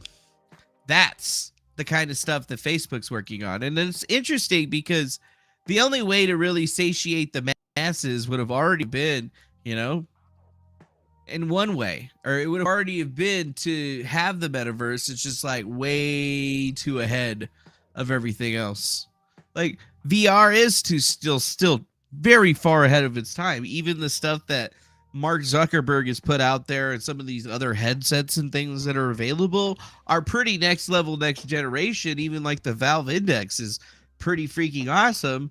But the issue here always lies in the fact that nobody's actually programming anything for it, right? Because the market share is so low. Like I've had VR headsets since the very first Oculus thing, like development kit came out, and I've had one. And the technology hasn't really, you know, like there's been some progression in the technology, sure, but not the kind that you thought that you would see already, where they had like commercial, you know, like commercial grade slash, you know, home grade, like actual electronics that will let you use your fingers and all this other stuff that would be really cool, where you have haptic feedback wearing a suit. So like if you're watching an actual like TV show, like they tried to popularize it by bringing that, you know, metaverse movie into play. But even then, you know, we're still so far away from having that like type of setup. I mean, if you've ever even been into what Meta was doing, I mean, you're running around as like a ball with no legs or arms, and you look like super low poly. So I think a lot of people just kind of missed. So VR, you know, it's fun that there's still games out there. Like I really like playing shooting games and like fighting games and stuff in VR. Like that seemed to be really fun. But the technology is still not there. And I mean, even if they had haptic feedback, AR enhancements and stuff, we're still like 10, 20 years away before people are making games for it. Like there needs to be a serious console. Even PlayStation has made, like they're announcing that they have the PS2 VR. Have you heard of that? PS2, PS5 VR or something like that. It's supposed to be like a whole new PS5 VR. Wait. There you go. PS5 VR 2. It just became available, right? So like this is probably the, I mean, it's probably hell of expensive actually. Let's see. I gotta check that right now. Be like, how much is this fucking thing, dude? Let's see. You can get a PlayStation VR 2 bundle with one game for $594 or $49, $549, and then you can get a controller charging station, or you can buy the actual VR headset itself. Jesus fucking Christ, man.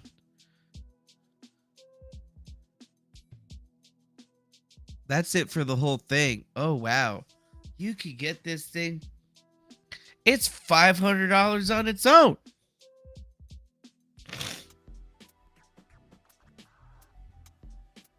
Yeah, dude. $600 fucking dollars, dude. Are you kidding me?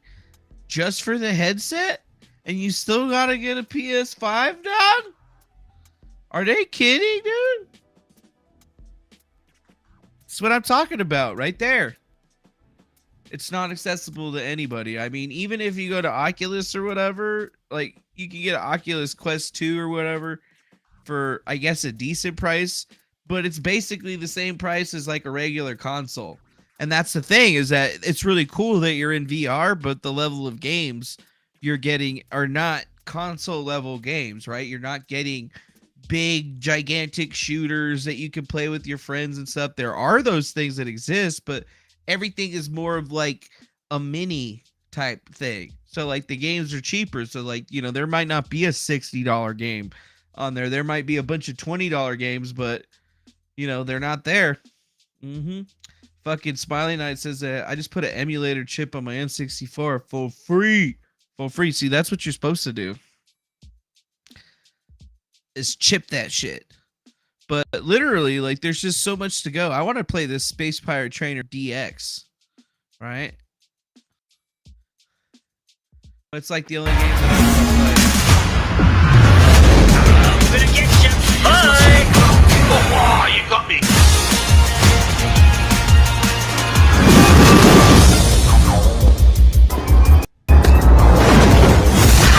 But like, even watching these guys play it and how shitty their footage is, you know, it's just so much. Oh, I gotta go get lunch.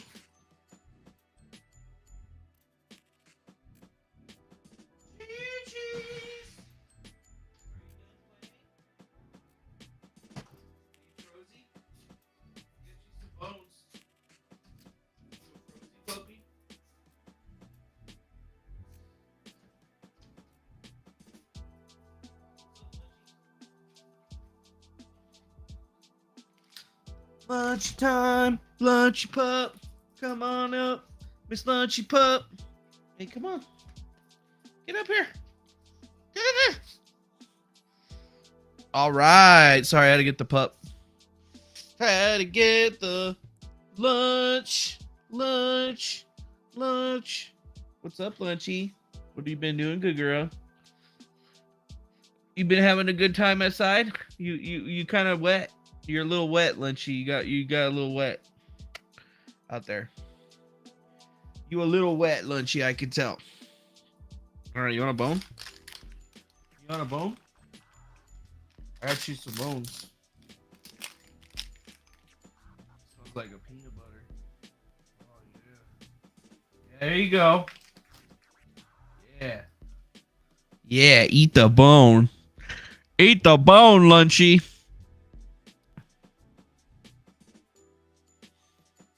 Yeah, playing in the snow is what she was doing. Playing in the snow with the boys. Wow. So, yeah, VR, that shit sucks. I'm glad that Mark Zuckerberg shut down the metaverse, but I am not glad that it's actually happening, because that means that it just put out like VR games becoming a thing for much longer. Because if they're not going to be spending the money on the metaverse and they're going to focus on AI, I think that's really going to be the problem. For sure. All right, let's see. Now into the next thing. 2 drug companies can legally start selling cocaine, heroin, and MDMA. What? Are you kidding me? A Canadian weed company and psychedelic companies have received government licenses to make and distribute drugs under certain circumstances. Okay, thank God. I'm just like, what? Under what? Dude, that's going to get abused. But yeah, 2 companies in British Columbia, Canada say that they've received exemptions from the federal government allowing them to produce and distribute cocaine, heroin, and MDMA or magic mushrooms. It's not clear what the circumstances the company will be able to sell the drugs, but BC Premier David Eby says that he was astonished to hear the announcement. On Thursday, Sunshine Earth Labs, a psychedelic manufacturer, announced that the Canadian or Health Canada, the federal government agency, is allowing them, the company, to legally produce and distribute coca leaf and cocaine, MDMA, opium, morphine, heroin, and psilocybins, the active ingredient in shrooms. And the company says it plans to bring a safer supply of drugs to the global market. What the fuck, dude? Can I get cocaine for narcolepsy, says Smiling Knight. You do. What are the excuses that you need to be able to get up on this? What are the excuses you need to get up on this? My phone is just ringing at me.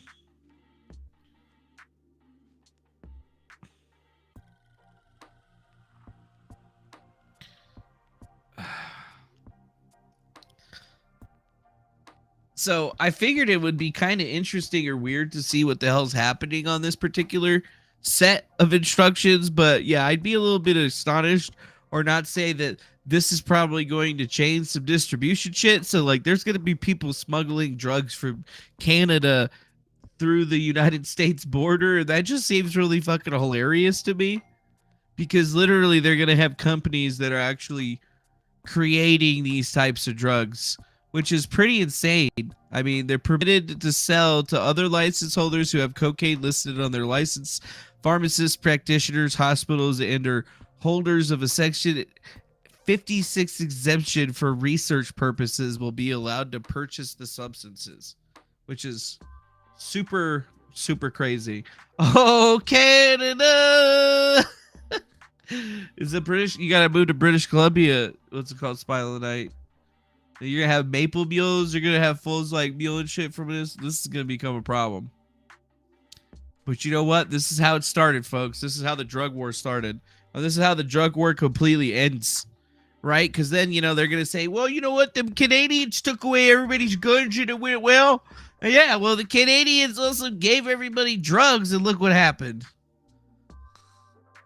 I mean, did anything really happen? I don't know. You know, the companies barely got their licenses. We'll have to keep our eye on the pulse to see where the hell that one's going to be coming from. Wow. I was supposed to be driving on Mount Rose Highway earlier, but they went ahead and canceled the job or whatever because there's just a ton of snow and everything out there. But that's what the snowbanks be looking at, like outside where I be living at and shit. Like, it's actually pretty fucking crazy that it's that bad. And I mean, this is on Mount Rose Highway, which is usually like your backup that you take. So I don't know. I feel like it's gonna be a fucking problem. And JR Riggs, I feel like you're right, dude. They're probably gonna have to build a wall in Canada to keep out all the Americans. Although Donald Trump calls for the contest to create futuristic freedom cities, former President Donald Trump would also like to spark a wave of vertical takeoff and landing vehicles, you know, like in Back to the Future and shit, dog. Back to the Future. Dozens of major companies in the United States and China are racing to develop vertical takeoff and landing vehicles for families and individuals. Just as the United States led the automotive revolution in the last century, I want to ensure that America, not China, leads this guy's really fucking campaigning. Mobility. We will also have a major initiative on lowering the cost of living with a special focus on lowering the cost of a new car and lowering the cost to build a single-family home. Yeah, fuck getting electric cars. I want a flying fucking car. That's what I want. For young parents to help launch a new baby boom. Oh, wow. He wants to start a new baby boom? I don't know. Put some naked pictures out there of Melania. She's still probably fine as fuck. You probably start some kind of boom. This woke self-loathing has You probably start some kind of boom with that there, Donald Trump. The White House struggles to explain Biden's decision on DC crime bill, which this is trending for some reason, and I didn't quite understand what the hell the reason was because I didn't actually read it. But it says that the White House struggled to explain President Biden's decision not to veto the GOP resolution of disapproval that would have overturned a crime bill passed by the District of Columbia, a move that has drawn a howl of protest from House Democrats. The White House press secretary, Karine Jean-Pierre, defended Biden's handling of the situation and the White House communications with Democrats. She said that when a statement of administration policy was issued ahead of the House's February 9th vote on the measure, it didn't say whether the president would issue a video. We never laid out where the president was going to go, is what she said. There was never a change of heart where we are on the SAP. And while the SCP did not say whether Biden would veto the GOP resolution of disapproval if he hit his desk, it did lay out his opposition to the resolution. Oh, really? So did they think that he was going to just go the way or a different way? They're just creating drama because it didn't go their way. I mean, it is the Hill, so it is a Democratic news source and stuff. So it kind of seems like these dumbasses are probably just shooting themselves in the foot again, because that seems to be exactly what they're really good at. Every single time I look at this, I'm gonna have to read the rest of this. The administration opposes HJ Res 24, disapproving the action of the District of Columbia Council in approving the Local Resident Voting Rights Amendment Act of 2022, the SAP said. DSAP. While we work towards making Washington, D.C. the 51st... Okay, cool. So I guess it doesn't want to read it anymore. That's perfect. So yeah, let me just say that the White House notified me that members of the House retreat, or the House retreat that said earlier this week. Wait. Just let me say that the White House notified me, the members of the House retreat, that there was earlier this week. What? It doesn't make any fucking sense. Jean-Pierre also claimed on a Friday that House Democrats were notified about the president's decision when he visited the retreat in Baltimore. One day ahead of the announcement, he said he would sign a resolution. Ah, okay. Dude, what are you guys talking about the sun in the chat for? Like, is the sun broken? Did the sun just blow up? Are we all dead? Because if we're all dead and the sun's blowing up, I gotta tell you guys some things. All right. I'll just wait. Oh, there's just a cooling trend in the sun. Woo! Woo! I figured I didn't have to tell you. Never mind. Scratch that on me needing to tell you a few things. Sun's normal. I was going to say, did that shit just fucking blow up and shit? Because we got about 8 minutes till we're fucked. Probably in the most interesting news that I saw for the entirety of the entire world today is Egypt. They've unveiled that there's a new tunnel inside of the Great Pyramid. Officially, that is correct. Through what is now considered to be around what the entrance is, they have located a new shaft inside the pyramid with a new place for you to go and hang out. But it's real, dude. It's fucking real, bro. Treasures. A 9-meter-long corridor was discovered behind the main treasures. Look at that. Look at that right there. There's a new 9-meter passageway inside that they don't know what's inside of there. And this is different than the Gatton Brink's door thing that they were trying to get into that was like super, super fucking small. And they had to make like a robot. In this particular area, they had to drill. Well, it didn't really drill through the limestone, but they went through a crack in the limestone with a really small inspection camera. And that's how they were able to actually get this footage. A meter-long corridor was discovered behind the main entrance of the Great Pyramid of Giza. It was found thanks to scans and endoscopes that allowed experts to peer inside the pyramid. This is the endoscope, right? This is the camera of the endoscope. And these are our clever engineers. This is the tube. So they like drilled through, went out on the other side. Officials say the tunnel was likely built to relieve the weight of the pyramid on either the main entrance or on another so far undiscovered chamber. They're confident it will lead to further findings. What adds mystery to the pyramid of Khufu is the question, Mustafa where are his al-Zarairi. artifacts? The artifacts belonging to all former kings have been discovered, so everyone is working really hard to find King Khufu's. The Great Pyramid was built as a There's still monumental probably tomb something in around there. 2560 before Christ, Keys during to my the car. reign of Pharaoh Khufu, Spaceship. also known as Cheops. 146 meters high, it was long the tallest structure built by humankind, until the Eiffel Tower took its place in 1880. That right there is where the entrance to get into that spot is. Actually, is from what I've gathered from other news stories. But yeah, some kind of like energy zone or something like that that's hidden that you can't get into, or maybe you can get into, just another new section of the pyramid on its northern side. And they were utilizing new muon scanning technology where they were literally utilizing exotic particles and other things of that nature to actually map out the inside of the pyramid. And it says that it's 9 meters, basically roughly 30 feet in length, and 2 meters or 6 feet wide, and it's basically perched above the main entrance of the Great Pyramid.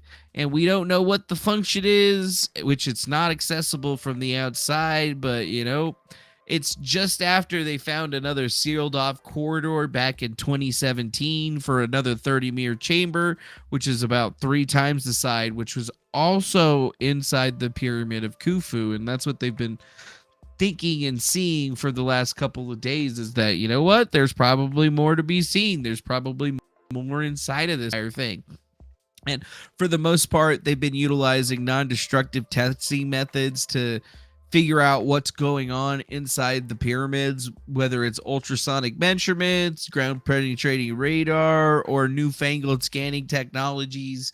That's how they're actually finding these locations, to the point where there was a theory that on the outside of the pyramid, there is some kind of corridor that runs up to the top. And now, utilizing this technology, once again, it seems that that actually might be the case. But this is the newest, biggest piece of information I guess they're willing to let slip about what's going on in their world.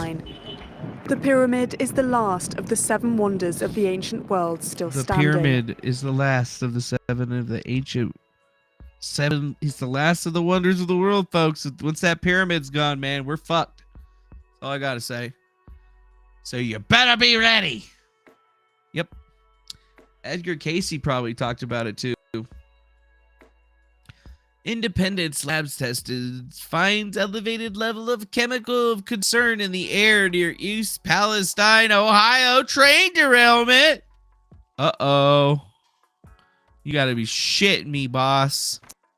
Federal teams are going door to door in the town of East Palestine, Ohio, to conduct health surveys weeks after a toxic train derailment. The U.S. Environmental Protection Agency has also ordered all shipments of hazardous waste from the derailment to stop. While this after officials in other states complained they weren't told in advance the waste was being sent to their states for disposal. CNN's Polo Sandoval has details. Polo. Local officials in both the state of Texas and in Michigan feeling frustrated, many of them recognizing that even though Norfolk Southern may not have been legally required to inform them that some of this hazardous material would be disposed of in their communities, they found this at least would have liked to have been notified by that rail company. What's up, P-Dog? For example, in Harris County, Texas, the chief executive there, Lena Hidalgo, saying that she first learned about 2 million gallons of water that was used to fight the fire after that February 3rd derailment, that water would be trucked to a licensed facility in her community, and she learned about that after nearly half of it was already in Harris County alone, and that she found out about it while watching the news. So that's a source of frustration. Texas Molecular, the company that was hired to dispose of this potentially dangerous water, saying that it has over 4 decades managing water safely. There's also the contaminated soil, some 4,800 cubic yards of it that the state of Ohio said would have to be removed, and were already on their way to a disposal facility in Wayne County, Michigan, until elected officials Oh shit, Mo Diggity coming in with a super chat for $2 saying, you deserve it more, bro, but I'm broke. Oh, I appreciate that, dude. I appreciate that. Well, shit. Well, shit, right there. That's what I like to see right there. People sending in that money right there. A mobile lab monitoring air pollution in the site of Norfolk train derailment in East Palestine found one potential chemical concern at higher levels than normal. A team of scientists from Carnegie Mellon and Texas A&M said at a briefing on Friday, researchers are unclear what impact the chemical arcoline could have on the residents' health. Arcoline. That's what it's called?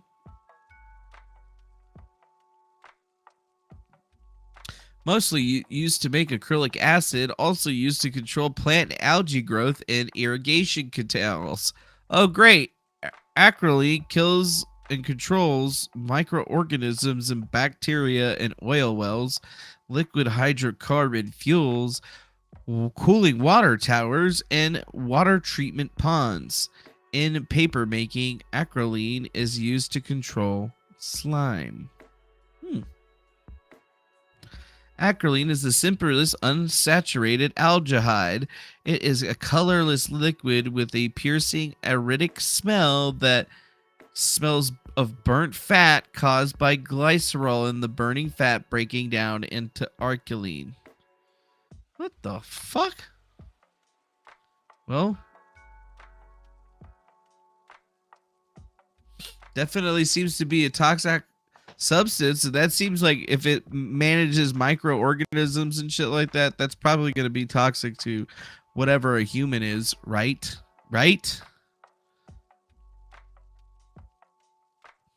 Persons exposed to only alkaline vapor do not pose a secondary contamination risk. Persons whose clothing or skin contaminated with liquid alkaline can secondarily contaminate others by direct contact or off-gassing vapor. At room temperature, alkaline is clear colors, blah, blah, blah, blah, blah, blah, blah.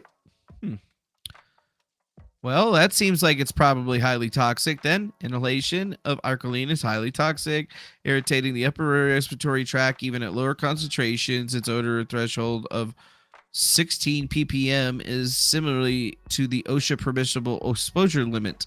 Thus, the odor may provide an adequate warning of potential hazardous concentrations. Alkaline vapor is heavier than air, but asphyxiation in enclosed, poor ventilated, or low-lying areas is unlikely due to the strong odor. Okay, so yeah, definitely not good for you to come into contact with. Says that exposes risks of inflammation of mucous membranes, and it's a potent lacrimeter. So you definitely don't want to get in there. It can burn you on the lips, throat, mouth, esophagus. It cause nausea, vomiting, diarrhea. So yeah, I think that's probably not something that you want to roll with, right? Nope. Well. I think that the health effects are clear. It's severely irritating to the skin, eyes, mucous membranes. Inhalation of alkaline may result in respiratory distress and delayed pulmonary edema. Contact with the skin or eyes produces irritation or lacrimation and can cause the results in chemical burns. The mechanism by which alkaline produces toxic symptoms is not known, but the compound is highly reactive. No information was found as to whether the health effects of alkaline in children are different than adults. Exposure to alkaline produces severe respiratory problems, and individuals with pre-existing breathing problems or skin disease may be more susceptible to its effects. Okay. So yeah, that's definitely a big fucking problem, because look at that. It has all kinds of exposure to respiratory, dermal, ocular, gastrointestinal, cardiovascular, immunologic, potential sequestration inside the body.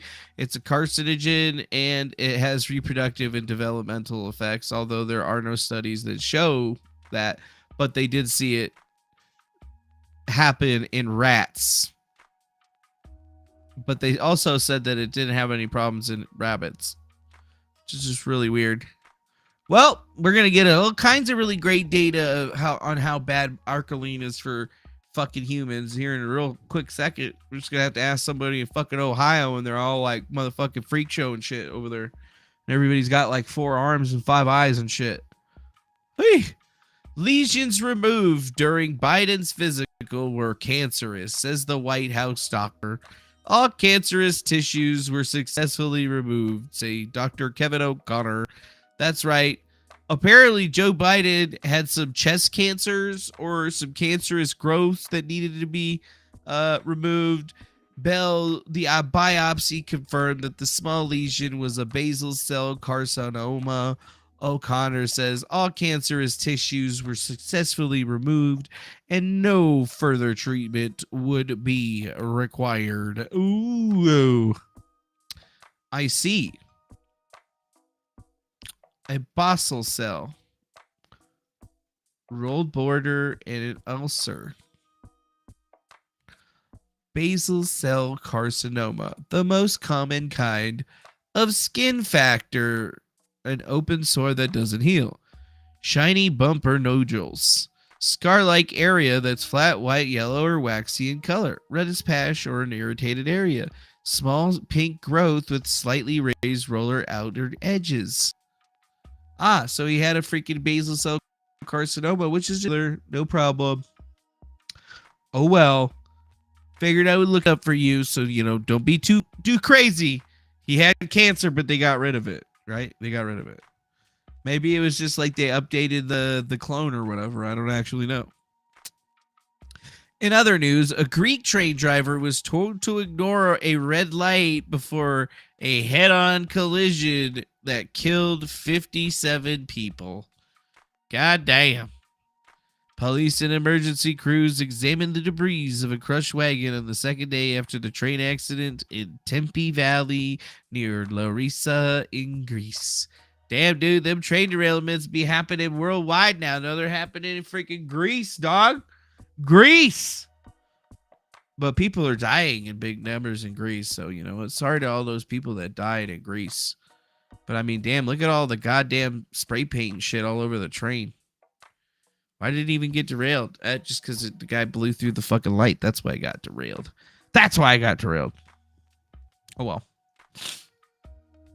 And then I think in one of the probably final bits of news for today, apparently Alex Murdaugh was sentenced to life in prison for the murder of his wife and son yesterday.